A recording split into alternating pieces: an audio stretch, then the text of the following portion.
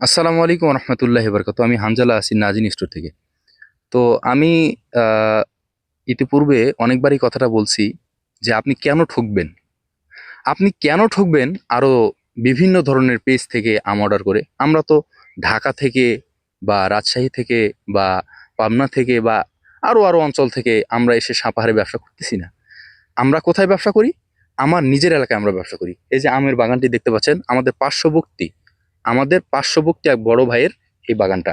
আমাদের বিগত দিনে আমাদের যে নিজস্ব বাগান, আমাদের যে নিজস্ব বাগান, সেই বাগানও কিন্তু আপনাদেরকে দেখানো হয়েছে।